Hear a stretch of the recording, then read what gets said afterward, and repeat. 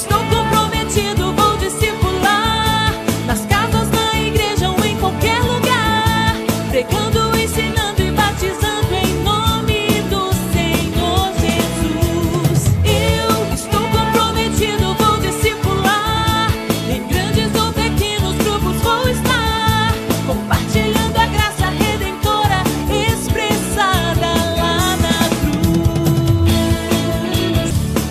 A ordem o Mestre já nos deu,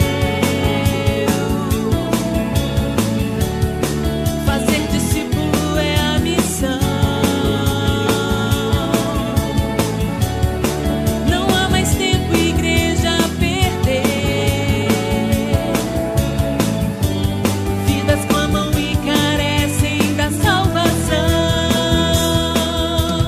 Eu estou comprometido, vou discipular nas casas, na igreja ou em qualquer lugar, pregando, ensinando e batizando em nome do Senhor Jesus. Quero convidar o pastor Roberto Amorim de Menezes para vir aqui. Já foi orado por ele. O pastor Roberto é um homem que nos inspira como servo de Deus, igualmente simples, dependente do Senhor. O conheci no seminário, foi meu professor em 97, da disciplina História do Cristianismo, e me inspirou tanto que depois eu fiz História na Universidade Federal de Pernambuco, licenciatura, e também no mestrado, que fiz lá no Norte, com um recorte para História, e hoje ensino a História, Cristianismo e outras áreas mais. E me lembro do Justo Gonzalez, como aulas muito preciosas da parte do nosso querido pastor Roberto. Pastor Roberto é baiano, não. Ele já se sente baiano. Graça e paz, irmãos. Eu preciso corrigir essa informação. De fato, eu fui criado na Bahia até os 17 anos. Eu vivi nesta terra, mas nasci em Pernambuco, nasci em Recife. Mas guardo, sim, as melhores recordações da minha adolescência, minha infância. Poder estar aqui é para mim uma alegria muito grande. E se quiser resumir essa apresentação, para muitas das irmãs aqui, eu sou o filho de Ezinete Amorim de Menezes, que há muitos, eu fui procurado por muita gente que foi aluna, gente que participou de alguma forma do ministério dela aqui, junto às mulheres desta terra. Amém. Então podemos dizer, como eu tenho usado a expressão para comigo, ele é pernambaiano, não é? Então, fica assim consertado. Outra questão importante é que ele tem sido um servo de Deus usado pelo Senhor nas igrejas que tem pastoreado. Esteve cerca de 14 anos na Igreja Batista do Cordeiro, fazendo um trabalho maravilhoso. Saiu com a igreja realmente saudosa, em prantos naquele momento, e está servindo há 25 anos, completados recentemente, na Igreja Batista do Farol, em Maceió. É casado com Cláudia e tem seus filhos, inclusive, com testemunhos maravilhosos do que Deus tem feito na vida do seu filho mais novo, que Deus recuperou depois de um tempo realmente tão desafiador. Está aqui também com um compromisso com o reino, porque teve alguns picos de alteração de pressão arterial, mas graças a Deus está estabilizado. E também a garganta arranhando um pouquinho, mas Deus já está curando e sarando, e vai ser um instrumento de Deus a nos falar neste momento para a glória do Senhor, tá? Vamos orar nesse instante, mais uma vez, através do pastor Carlos César Januário, pedindo que o Espírito Santo use o seu filho para nos edificar neste momento. Senhor querido, Deus amado, graças te damos pela vida do pastor Roberto Amorim, a sua família, o seu ministério, a sua fidelidade ao Senhor, a tua palavra, a nossa denominação. E agora, ó Deus, quando vamos ter o privilégio, a alegria de ouvi-lo, nós oramos para que ele seja a boca do Senhor a falar a nós nesta manhã, e que, ó Deus, o teu servo seja grandemente abençoado por alegria de pregar a tua palavra. Abençoa, Senhor, cada convencional aqui, aqueles que à distância nos acompanham, que a tua bênção seja sobre nós, edifica-nos por meio da tua palavra, em nome de Jesus. Amém. Amém. Eu renovo a minha palavra de gratidão por estar aqui. E é normal que um pregador, uma vez convidado, ao chegar no espaço onde trará a palavra, dirija-se à presidência, dirija-se à liderança para dizer obrigado. Mas eu preciso dizer mais do que isso. Eu quero agradecer aqueles joelhos que se dobraram e estiveram intercedendo pelo meu filho, o Davi. Alguns já me procuraram e disseram que junto com a igreja assim o fizeram. Eu sou um homem profundamente agradecido, porque Deus levantou um grande exército para estar orando pela vida do meu filho. Já se passou um ano, por incrível que pareça, já se passou um ano. E nós contamos ainda a graça, a misericórdia, a alegria de ver aquilo que o Senhor fez na vida do meu filho. Eu, de fato, sou casado com a Cláudia, nós já estamos perto de completar 40 anos de casados. Temos 4 filhos. Eu costumo dizer que a minha família é uma família especial, porque Deus nos juntou de uma forma que somente Ele sabe fazer. Eu sou pai de 4 filhos, a minha filha mais velha é a minha filha biológica, mas os outros 3 são meus filhos por adoção, inclusive o Davi, que é uma criança, um rapaz de 15 anos, autista, maior que eu, nível 3 de suporte, não é verbal, e com ele eu tenho aprendido. Eu confesso que de lá para cá, nesses últimos 15 anos, Deus moldou, Deus transformou muita coisa na minha vida pessoal. Mas eu costumo dizer que se eu pudesse trocar tudo isso que aprendi para ter meu filho como uma criança típica ao meu lado, eu trocaria sem qualquer dificuldade. Mas os planos de Deus são diferentes dos nossos. E eu sou um homem feliz por ser pai do Davi. Aprendemos muito, a mobilização foi enorme, junto à igreja, cidade, hospital. Só para terem uma ideia, no período em que ele ficou hospitalizado, os médicos foram proibidos de fazer visita a Davi na UTI, coisa que eu nunca vi em lugar nenhum. Mas porque no primeiro final de semana, 38 médicos passaram para ver meu filho. E as pessoas não sabem quem é esse menino, quem é esse garoto, quem é esse menino. Esse menino era meu filho. Esse menino era meu filho. E eu quero louvar a Deus, viu, pela sua vida, pelos seus joelhos que dobraram. Eu me lembro de ter estado recentemente no norte desse país e de repente se aproximou de mim uma senhora. Sabe aquela mulher que a gente vê que é uma mulher de oração, que não precisa dizer muita coisa? E ela começou a chorar olhando para mim. Eu disse: o que foi que eu fiz dessa vez? E nada, ela só virou para mim e disse: olha, o irmão não sabe quantas vezes às 2 da manhã eu estava orando pelo seu filho. E eu só preciso dizer a esse povo, essa gente, muito obrigado, muito obrigado. Eu confesso também, pastores, que eu não entendi o que é que eu estaria fazendo aqui, especialmente por causa do tema. Eu vou discipular. Discipular, ou o discipulado em si, não tem sido matéria de minha leitura. E eu fiquei a pensar, meu Deus, Deus tem colocado no meu coração um propósito de ser como que voz do acolhimento, especialmente pela experiência que tenho tido como pai e como pastor. O que eu vou falar naqueles lugares? De repente, quando viajamos de Salvador para cá, no carro, está ao meu lado o Roosevelt, e de repente ele começou a falar do livro, e ele deve lembrar que um dos pilares do livro Raízes é exatamente o acolhimento. E foi exatamente nesse momento que eu entendi por que eu estou neste lugar. Porque acolhimento não é somente um fundamento do discipulado, é a alma do discipulado. Discipular alguém é acolher esta pessoa. É provável que durante este tempo eu vá fazer algumas interrupções por causa da garganta. Mas eu quero contar com a sua paciência. Eu vou parar, vou tomar um gole d'água, vou continuar, mas eu espero não deixar de falar tudo aquilo que o Senhor tem colocado em meu coração. Obrigado, pastor. Eu quero convidá-los à leitura de Atos no capítulo de número 9, versos de 8 a 18.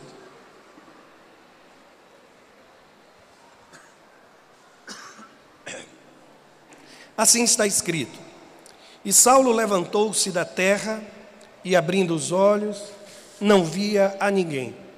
E guiando-o pela mão, o conduziram a Damasco. E esteve 3 dias sem ver, e não comeu, nem bebeu. E havia em Damasco um certo discípulo chamado Ananias, e disse-lhe o Senhor em visão: Ananias. E ele respondeu: eis-me aqui, Senhor. E disse-lhe o Senhor: levanta-te e vai à rua chamada Direita, e pergunta em casa de Judas por um homem de Tarso chamado Saulo, pois eis que ele está orando. E numa visão ele viu que entrava um homem chamado Ananias e punha sobre ele a mão, para que tornasse a ver. E respondeu Ananias: Senhor, há muitos ouvi acerca deste homem, quantos males tem feito aos teus santos em Jerusalém. E aqui tem poder dos principais dos sacerdotes para prender a todos os que invocam o teu nome. Disse-lhe, porém, o Senhor: vai, porque este é para mim um vaso escolhido, para levar o meu nome diante dos gentios, e dos reis, e dos filhos de Israel. E eu lhe mostrarei quanto deve padecer pelo meu nome. E Ananias foi, e entrou na casa, e impondo-lhe as mãos, disse: irmão Saulo, o Senhor Jesus, que te apareceu no caminho por onde vinhas, me enviou para que tornes a ver e sejas cheio do Espírito Santo. E logo lhe caíram dos olhos como que umas escamas, e recuperou a vista, e levantando-se, foi batizado. Este é o texto sagrado. Que o Senhor ilumine os nossos corações na compreensão da sua palavra. Se de fato o acolhimento é um dos pilares do discipulado, eu quero lhes dizer que é também, ao mesmo tempo, a grande barreira no processo do discipulado. Eu sei que as pessoas costumam se encantar quando falam do crescimento da igreja em Jerusalém. E isso tem sido referência. Aliás, o apelo hoje ao discipulado é quase que um apelo ao retorno das nossas raízes. É quase como que um convite a viver de fato aquilo que foi o espírito do cristianismo primitivo. E sem dúvida alguma, o crescimento da igreja em Jerusalém é algo extraordinário. E eu quero dizer aos irmãos que eu não sofro nem de numerolatria e nem de numerofobia. Mas, de fato, o texto sagrado do livro de Atos dos Apóstolos nos convida a contemplar um crescimento impressionante da igreja naqueles primeiros anos. Para terem uma ideia, em Atos capítulo 1, versos 14 e 15, fala-se de 120 pessoas. Em Atos capítulo 2, 41, este número salta para 3.000. Se continuarem a ler, em Atos no capítulo 4, versículo 4, o texto vai falar de 5.000 homens, além de mulheres e crianças. Se avançarem um pouco mais, no mesmo capítulo 5, versículo 14, há uma expressão que diz assim: crescia mais e mais a multidão. Não se fala mais em números, parece que perderam as contas. E finalmente no capítulo de número 6, versículo de número 1, diz o texto: a multiplicação do número dos discípulos. Então é fato de que esta igreja cresceu, se expandiu. Novos discípulos foram agregados ao corpo da igreja. Mas aqui deixe-me fazer-lhe uma observação. Durante todo esse processo de crescimento, não há qualquer registro de uma dificuldade, porventura, na vida da igreja, para aceitar aquele que é igual. Eu vou falar de uma forma mais clara. Eu percebo que todo o crescimento daquela igreja foi um crescimento entre os iguais. Porque, de fato, se formos ler o texto, nós vamos perceber que a igreja teve, assim como temos hoje, uma enorme dificuldade de acolher o diferente, aquele que não é parecido, aquele que não é igual. Eu vou mostrar-lhes por que acredito nisso. Se os irmãos atentam, por exemplo, para o capítulo 6, a última referência que fiz, no primeiro verso, a Bíblia vai dizer que a igreja cresceu sim, muitos discípulos foram agregados ao corpo. Só que o texto vai dizer que surgiu uma grande dificuldade, que foi o repartir com as viúvas do grupo helênico da igreja. Para terem uma ideia, a tradução da Almeida Corrigida Fiel, que não é a mãe daquele pastor americano que fez referência ao pastor Ney, o texto diz assim: as suas viúvas foram ou eram desprezadas. Na NVI, se os irmãos observarem, a tradução diz assim: foram esquecidas. Na Nova Versão Transformadora, a palavra usada é negligenciadas. Isso aqui é uma denúncia de que, apesar da igreja ter crescido, havia sim uma certa tensão. De um lado, aqueles judeus convertidos ao cristianismo de cultura judaica, e aqueles judeus convertidos ao cristianismo, mas de cultura helênica. Eu vou mais longe. Os irmãos lembram a dificuldade que teve a igreja de abrir mão, por exemplo, da prática da circuncisão para com os de fora? Realizaram uma assembleia E naquela assembleia, no capítulo 15, versículo de número 1, está escrito assim: alguns homens desceram da Judeia para Antioquia e passaram a ensinar aos irmãos: se vocês não forem circuncidados, conforme o costume ensinado por Moisés, não poderão, notem, ser salvos. Era como se dissesse: para se tornar um cristão, primeiro você precisa se tornar um judeu. Você precisa de alguma forma preservar as tradições do nosso povo. Eu vou mais longe, irmãos. Lembra-se da dificuldade do apóstolo Pedro no acolher o diferente, no acolher o gentio? No texto de Gálatas, o apóstolo Paulo diz que ele revelou isso de uma forma tão reprovável, que está escrito assim: antes de chegarem alguns da parte de Tiago, ele comia com os gentios. Quando, porém, eles chegaram, aí diz o texto, Pedro afastou-se e separou-se dos gentios, temendo os que eram da circuncisão. É por isso que quando eu leio, irmãos, a história do crescimento da igreja em Jerusalém, o fazer discípulos na igreja em Jerusalém, eu insisto, a igreja cresceu nos limites de Jerusalém. A igreja não se abriu à realidade do diferente, daquele que precisava ser acolhido, mesmo sendo gentio, mesmo não tendo sido circuncidado. A igreja teve dificuldades em repartir o pão com as viúvas dos gregos. E eu vou dizer-lhe, sabe, a igreja hoje tem este mesmo desafio, de que é acolher os não típicos, acolher aqueles que nos parecem estranhos, acolher aqueles que são diferentes de nós. Não há nada mais diferente, irmãos, do que igreja e mundo, do que luz e trevas. Mas se a igreja quer fazer discípulos, ela precisa olhar para essa gente com os olhos de amor, com os olhos impregnados pela visão do próprio Cristo. Eu sei que o assunto que trato aqui é muito delicado, extremamente delicado, mas eu sou alguém que acredita que não há absolutamente nada, nem ninguém que não possa ser transformado pelo sangue de Jesus Cristo vertido na cruz do Calvário. E para justificar o que estou a dizer, antes que nos proíbam de ler textos assim, eu quero fazer a leitura de 1 Coríntios capítulo 6, versos de 9 a 11. E vou fazer a leitura na Nova Versão Internacional. Escutem o que diz o texto. Vocês não sabem que os perversos não herdarão o reino de Deus? Não se deixem enganar, nem imorais, nem idólatras, nem adúlteros, nem homossexuais passivos ou ativos, nem ladrões, nem avarentos, nem alcoólatras, nem caluniadores, nem trapaceiros herdarão o reino de Deus. Assim foram alguns de vocês, mas vocês foram lavados, foram santificados, foram justificados no nome do nosso Senhor Jesus Cristo e no Espírito de nosso Deus. Me permita fazer somente duas observações aqui. Primeiro, eu quero chamar a sua atenção para o fato de que a regeneração, aparece a expressão aqui, de lavados, santificados e justificados. Então, eu creio que a regeneração precede a inclusão.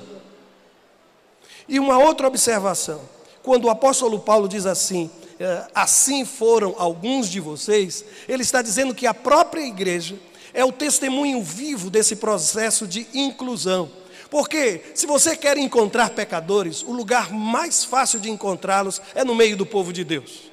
Mas pecadores que foram lavados, redimidos, justificados, restaurados pela cruz do nosso Senhor. É por isso que o texto está dizendo a mim e a você, olha um pouco para a sua história. Você um dia conheceu a Jesus e você se tornou o que se tornou. Você é quem você é, pela misericórdia de Deus. Portanto, se há um lugar onde nós precisamos nos sentir acolhidos, é no meio do povo do Senhor. Eu sou pai de uma criança atípica, gente. E o que eu tenho percebido ao longo de todo esse tempo é a grande dificuldade de ver meu filho acolhido. A minha casa, a minha família não estava preparada para isso. As igrejas não estão preparadas para isso.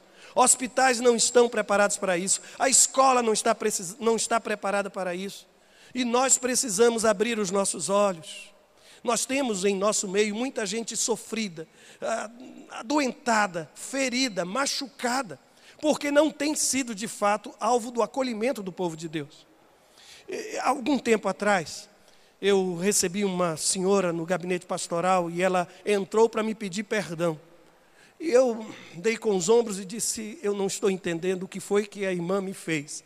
Ela virou-se para mim e disse assim, pastor, o irmão deve ter percebido que eu tenho vindo ao culto da igreja, mas eu tenho dormido ao longo do culto. E eu queria explicar isso para o irmão. Eu disse, olha, eu não percebi que a irmã tem vindo e tem dormido. E ela disse, olha, é que a minha luta tem sido muito grande. Eu vim a essa igreja com o meu filho e eu estava envolvida em tanta preocupação.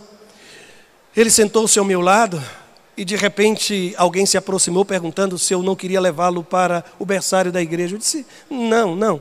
A pessoa insistiu até que ela disse, é porque ele é autista. E a pessoa olhou para ela e disse, o filho do pastor também é. Ela foi até o berçário da igreja. E aquela equipe que já estava treinada recebeu aquela criança. E pela primeira vez aquele menino, que é verbal, olhou para a mãe e disse, mãe, pode ir que eu vou ficar. E aquele menino ficou. E ela se sentiu acolhida. E sabe o que ela foi fazer no templo? Ela foi dormir. Porque crianças como meu filho, elas têm dificuldade com o sono. E passam noites em claro, acordam madrugada e com a energia ligada no máximo. E aquela mulher que estava vivendo aquele drama, encontrou naquele espaço, e eu costumo dizer que ela é filha do meu filho missionário autista. Ela tornou-se parte de nossa comunidade. E querem saber por quê? Porque ela foi acolhida. Eu volto os meus olhos para esse texto, irmãos, e percebo, sabe, que é nessas horas que o Senhor vem nos incomodar. E eu não sei qual é a leitura que você faz, mas essa igreja que formava discípulos, numa velocidade tão grande, em um número tão grande, foi a igreja que experimentou a dor da perseguição. E uma vez perseguida, essa igreja se espalhou. E o interessante é perceber que aquela perseguição sobre a igreja em Jerusalém serviu como despertamento espiritual daquele povo.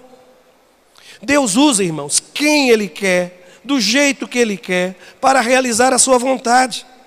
E a força daquela perseguição, observem como ela é descrita no capítulo 8, verso 1. Naquela ocasião, desencadeou-se grande perseguição contra a igreja em Jerusalém. Aí o texto diz que todos, exceto os apóstolos, foram dispersos pelas regiões da Judéia e de Samaria. Eu confesso, sabem, que esse para mim é um registro estranho. Como a igreja está sendo perseguida e os apóstolos permanecem intocáveis. E o texto não está dizendo que eles ficaram em Jerusalém porque estavam protegidos pela sombra do Deus onipotente.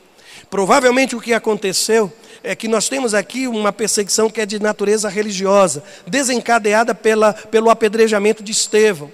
Se você se recorda, Estevão fazia parte do grupo dos 7. Ele representava a ala helênica da igreja.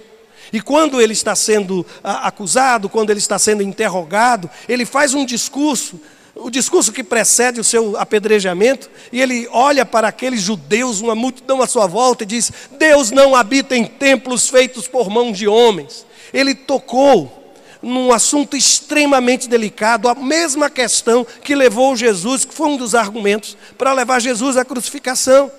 Ele falou, de alguma forma, na cabeça daquela gente, contra o templo de Jerusalém. Chega a perseguição.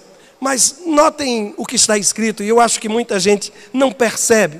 Em Atos, no capítulo 11, versículo de número 19, está escrito assim: os que tinham sido dispersos por causa da perseguição desencadeada com a morte de Estevão, chegaram até a Fenícia, Chipre e Antioquia.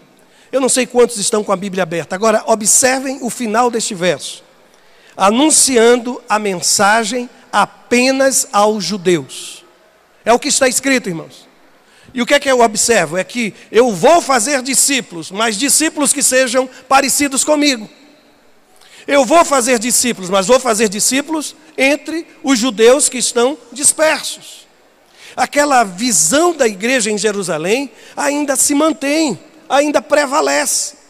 Só que o texto sagrado vai me dizer que um dos 7, esses 7 da ala helênica da igreja, e me desculpe a expressão, Deus às vezes usa gente assim, louca, porque Filipe, veja o que ele faz, irmãos, no capítulo 8, versos 4 e 5.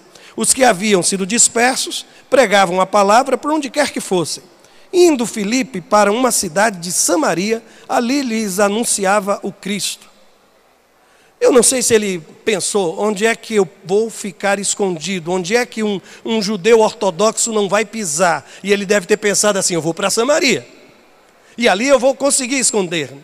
Só que ele entra em Samaria, aí diz o texto sagrado que ele começa a anunciar àquela gente a figura do Cristo. Diferente do registro que há pouco fiz, de Atos capítulo 11, versículo 19.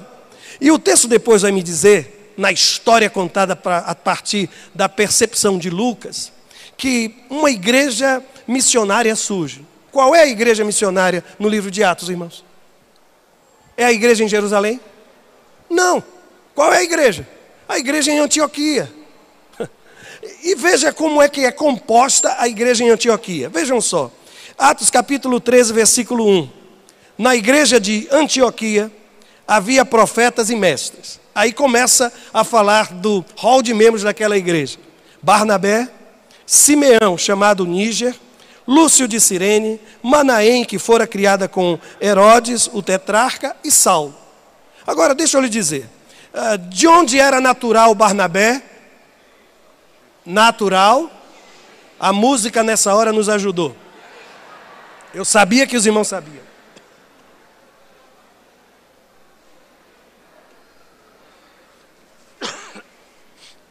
Tinha certeza que os irmãos sabiam. Barnabé era um levita natural de Chipre. Simão, que aparece logo depois, também chamado Níger, que quer dizer negro, provavelmente era um africano, irmãos, no meio deste grupo. Alguns até tentam associá-lo a Simão Cirineu, mas isso é apenas tradição. Aparece o nome Lúcio, que alguns dizem que era um cristão de Cirene, como aqui está, e tentam identificá-lo como o próprio evangelista Lucas. Depois aparece Manaém, um homem que foi criado com Herodes, o tetrarca, isto é, o Herodes, o Antipas. O que é que eu observo aqui? É que a liderança da igreja de Antioquia refletia uma diversidade étnica, cultural, absurda. E são exatamente esses, que começam a anunciar o Evangelho, porque eles começam a viver a experiência de fé entre os diferentes. E eles começam a perceber aquilo que Jesus disse, e que a igreja em Jerusalém não conseguia enxergar. Ser-me-eis testemunhas. Onde, irmãos? Tanto em... e até os confins da terra. Mas de repente lá está aquele grupo fechado ao acolhimento daquele que era diferente. E aqui eu vou dizer-lhes, sabem, acolhimento espiritual, ele é muito mais do que o envio de uma cartinha, de um e-mail, de uma mensagem de WhatsApp. Aliás, esse negócio de mensagem no WhatsApp para mim, só me lembra o dia em que eu entrei numa loja e a pessoa perguntou se podia fazer meu cadastro. Eu não sei o que é que eu disse que sim. E o resultado é que hoje, toda vez que eu vou fazer aniversário, chega uma mensagem daquele pessoal. Sabe, quando vem uma nova coleção, eles me mandam. Eu estou dizendo isso aos irmãos, porque ainda que isso possa parecer uma ação de acolhimento, o mundo lá fora faz melhor do que a gente. O mundo lá fora, o mundo empresarial, já faz isso, muito melhor do que a igreja. Acolhimento, meus irmãos, é muito mais do que um cafezinho antes ou depois do culto. Acolhimento é muito mais do que você sair do seu lugar para cumprimentar quem está visitando a comunidade e depois canta visitante seja bem-vindo ou começa a dizer sejam bem-vindos em nome de Jesus.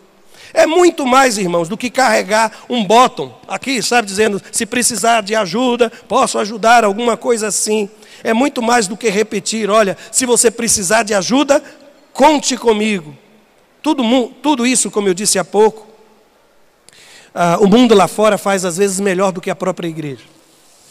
Mas se você me pergunta, então, o que é o acolhimento, pastor?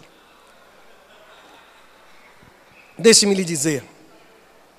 Acolhimento, irmãos, é trocar o passado de alguém pelo seu futuro. O que quero dizer com isso? Tem uma frase do Oscar Wilde, apesar dele ser bem controverso, que ele diz assim, que todo santo tem um passado e todo pecador tem um futuro. Sabe, quando Ananias vai se encontrar com Saulo, ele não entende o plano de Deus. Ele não entende a orientação que recebe de Deus. E aí ele diz o seguinte, nos versos 13 e 14: Senhor, ouvi muita gente falar das coisas horríveis que esse homem vem fazendo ao teu povo santo em Jerusalém. E ele tem autorização dos principais sacerdotes para prender todos os que invocam o teu nome. Provavelmente está dizendo Ananias, ele entrou aqui com autorização para nos prender. E certamente eu serei um desses prisioneiros, ou seria um desses prisioneiros. Eu não estou entendendo, o Senhor não conhece o passado desse homem. Só que Deus olha para Ananias e diz assim: eu lhe mostrarei o quanto deve padecer pelo meu nome. Enquanto Ananias olhava para o passado, Deus olhava para o futuro. E eu tenho aprendido isso, sabe, irmãos? Quando eu me tornei pastor, e eu recebi o chamado de Deus, era só um adolescente lá na primeira igreja batista do Brasil. Eliette, que está aqui, fiquei tão feliz ao ouvi-la, pelo menos à distância, viu? Ontem eu fiquei extremamente feliz. Mas, sabem, eu era só um menino. E eu tenho certeza que quando Deus nos vocacionou, não foi em função daquilo que nós éramos, mas em função daquilo que nós podíamos nos tornar. Eu ainda reconheço a minha limitação de olhar o futuro. Se eu estivesse ao lado de Jesus, quando ele passou pelaquela alfândega e chamou Mateus, eu ia tocar Jesus e dizer: Senhor, este não está lembrado do passado deste homem? No dia em que Jesus acolhe Maria Madalena, aquela mulher possuída, eu iria dizer: Senhor, esta mulher não. Mas eu agradeço a Deus, sabe, irmãos, porque Ele nos vê não como sequer mesmo nós nos enxergamos. E Deus, Ele observa, Ele enxerga aquilo que você pode ser nas mãos dEle. E é nessa perspectiva que o texto me inspira, irmãos. Porque acolher é isso. Acolher é isso, e às vezes a gente tem uma dificuldade enorme. Tem um personagem na Bíblia. Jesus, quando foi crucificado, teve um deles que disse... Quem foi que disse, gente? Hoje mesmo estarás comigo no paraíso. Quem foi que disse isso? O irmão já percebeu que até hoje a gente chama ele de ladrão?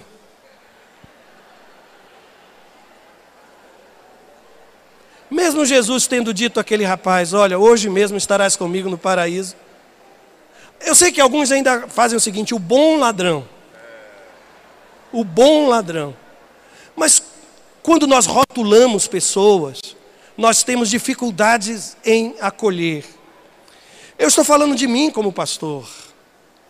Eu reconheço, eu não sei os meus colegas pastores, mas eu reconheço que às vezes eu olho para algumas situações e eu não consigo ter o olhar de esperança que Deus tem.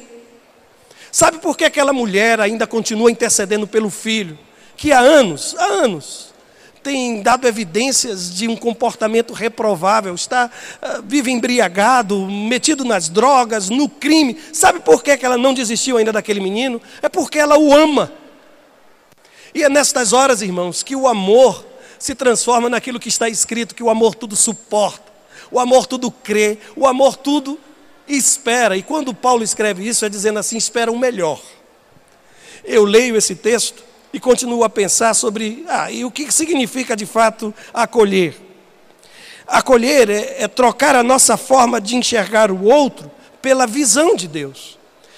Está escrito no versículo de número 15.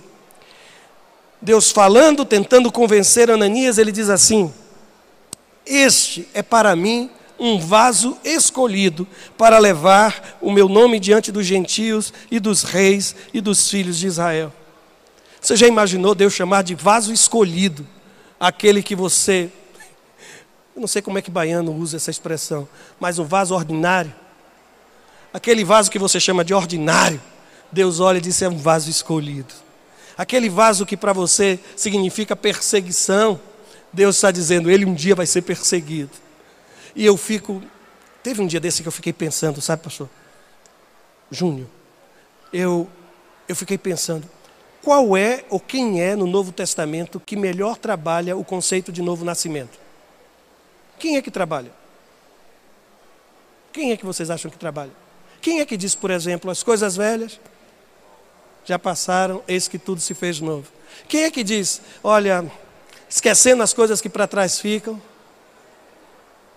por que você acha que Paulo... Eu acho que aquilo foi redentor na vida de Paulo.